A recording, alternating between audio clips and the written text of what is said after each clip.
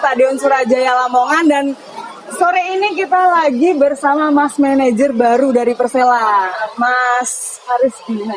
Ya. Halo. Selamat sore Mas. Sore. Gimana kabarnya? Baik. Nah, sebelum nanti kita ke topik selanjutnya, kita mau tanya-tanya dulu nih Mas, kegiatan sehari-harinya Mas Haris ini seperti apa? Oke, sebelumnya saya mau menyapa dulu supporter dari Persela Lamongan, baik yang ada di Lamongan maupun di perantauan. Ya, saya yakin supporter Persela Lamongan ini sangat fanatik, dukungannya sangat luar biasa, ya, seperti itu.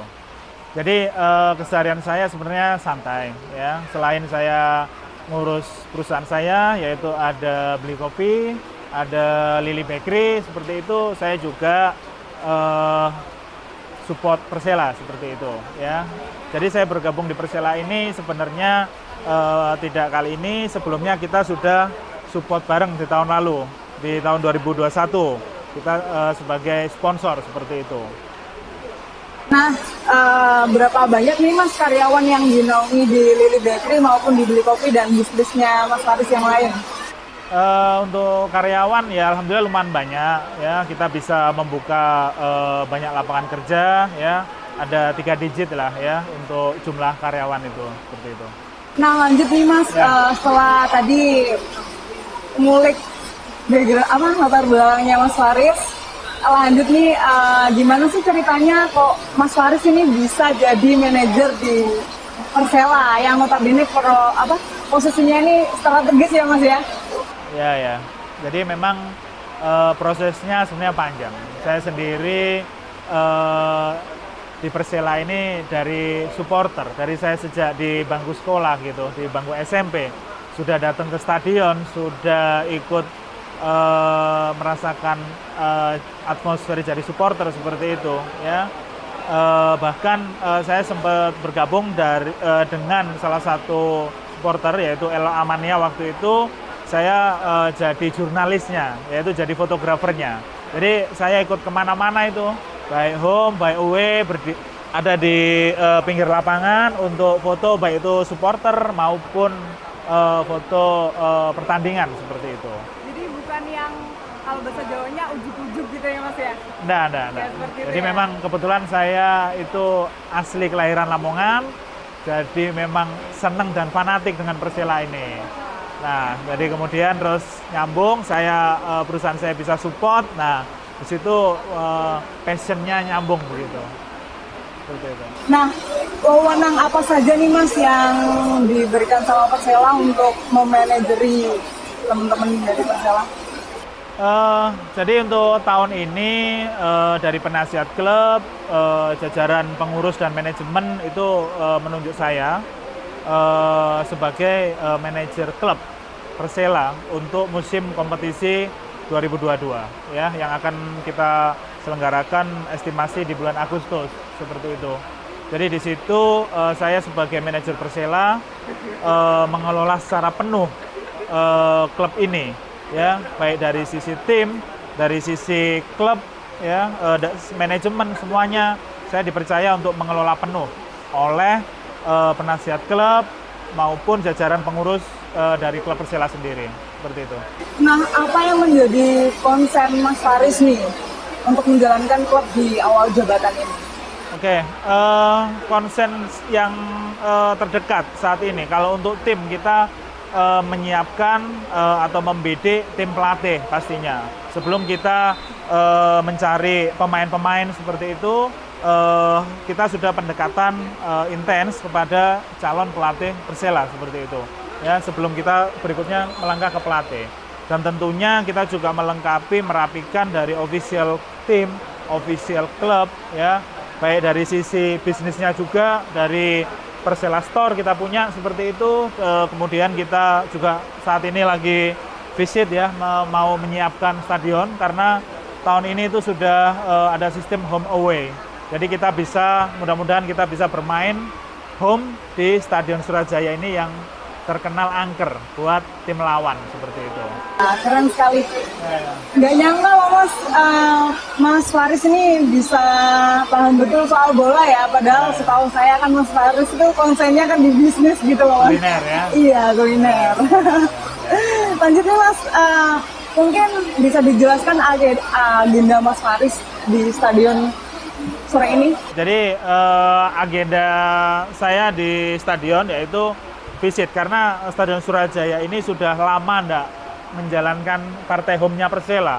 Kalau salah setahu saya 2-3 tahun. Jadi kita perlu lihat dulu kesiapannya, baik secara infrastruktur, teknis lapangan sendiri, ya kayak drainasenya, lampu-lampunya seperti apa, kemudian di ruang locker room seperti itu kita lihat kesiapannya. Kalau memang jadi sebelum kita home yang pertama itu Agustus, kita sudah siap seperti itu untuk menjalani partai home. Nah, lanjut nih Mas, Persela apakah akan tetap menggunakan Stadion Surajaya sebagai latihan? Atau gimana nih Mas, kan klub-klub lainnya kan banyak yang udah punya lapangan sendiri gitu. Jadi Persela tahun ini untuk home akan tetap menggunakan Surajaya untuk lapangan home-nya ya. Kemudian kalau untuk latihan memang kita tidak mungkin setiap hari latihan di Surajaya. Karena apa? Karena rumput Surajaya juga butuh istirahat, dia butuh perawatan seperti itu. Kalau kita latihan di sini terus setiap hari kita akan rusak. Kita punya beberapa alternatif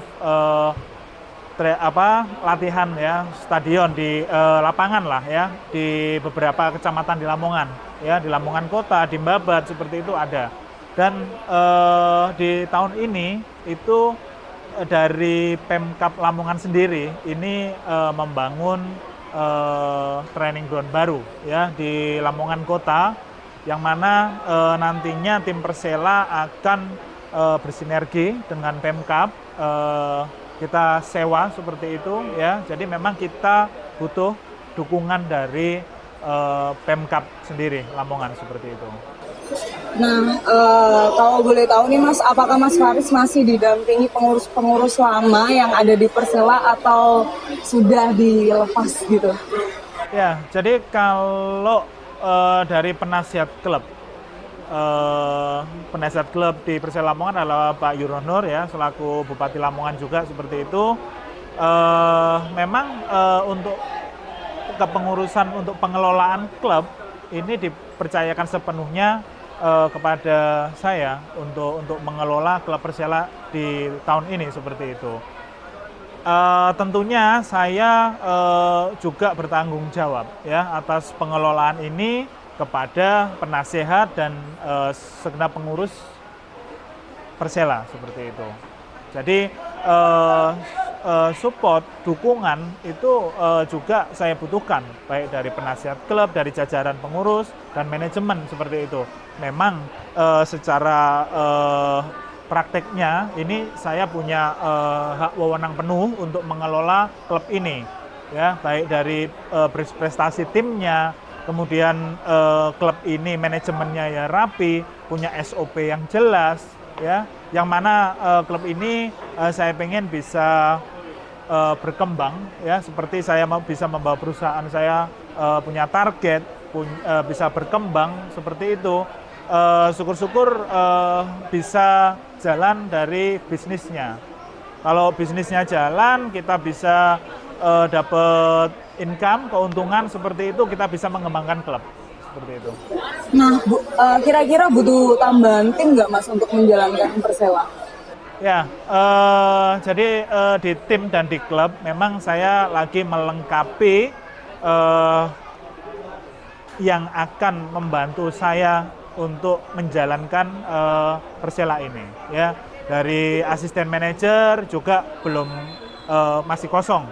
Jadi saya di sini juga terbuka, ya, buat mungkin siapa saja yang berminat, yang punya passion, yang punya hati untuk Persela, untuk bisa membantu. Ayo bersama-sama kita bangun Persela ini seperti itu. Ya, dari beberapa sektor juga masih dari beberapa bagian juga masih belum komplit. Nah, di hari-hari awal ini selain saya mencari pelatih yang tepat, saya juga lagi nyusun puzzle dari official kepengurusan klub ini, seperti itu. Nah, harapannya Mas Faris di Liga musim depan ini bisa didatangi penonton nggak, Mas? Ya, jadi supporter dari Persela ini itu sebenarnya nyawa dari tim ini. Ya, saya tadi di depan juga cerita kalau di Surajaya ini Persela itu susah dikalahkan. Bahkan oleh tim-tim besar ini tumbangnya ya di Surajaya ini. Ya, saya berharap ya, jadi dukungan penuh dari supporter Persela di musim depan. Saya pengen dukungan penuh begitu ya. Ayo datang ke stadion, support tim ini ya, kita tunjukkan kembali ya kalau memang tahun ini itu kita ada sistem home away, kita tunjukkan lagi keangkeran dari Surajaya ini ya, seperti itu. Nah, ini satu lagi nih Mas, apa yang dilakukan Mas Faris dan tim ya dalam mengelola bisnis atau komersil dari Persela musim depan? Ya, jadi saya tadi juga sempat bilang tentang bisnis development dari Persela ya. Pastinya yang pertama itu salah satu pemasukan dari tim ya, itu adalah dari tiket yang pasti ya. Kalau kita home kita ada pemasukan dari tiket. Yang kedua, makanya saya mengajak supporter Persela nih, ayo kita dukung Persela dengan datang ke stadion. Nantinya kalau ada home seperti itu support yang luar biasa buat kita, itu pemasukan buat kita ya. Yang pertama, yang kedua dari aparel ya. Dalam kita lagi diskusi beberapa brand ya, apakah brand itu nantinya brandnya Persela sendiri ataukah kita dari brand-brand nasional seperti itu. Dalam waktu dekat kita akan ada kerjasama tentang aparel itu. Nah, dari aparel itu kan kita jual nih di Persela Store ya. Saya pengen juga dari supporter Persela salah satu mendukung Persela ini yaitu dengan pakai jersey original seperti itu. Kemudian aparel-aparel yang lain juga banyak, dari jacket, dari shawl ya, kita pakai yang original. Nah, ini juga bentuk supporter buat kita Persela seperti itu. Nah, buat mengakhiri bincang-bincang kita kali ini nih Mas, kalau boleh tahu apa harapan atau cita-cita Mas Faris untuk Persela ke depan? Harapan, cita-cita saya buat Persela ke depan yaitu yang pasti kalau dalam waktu dekat mengembalikan Persela ke kasta tertinggi liga di Indonesia, yaitu Liga 1.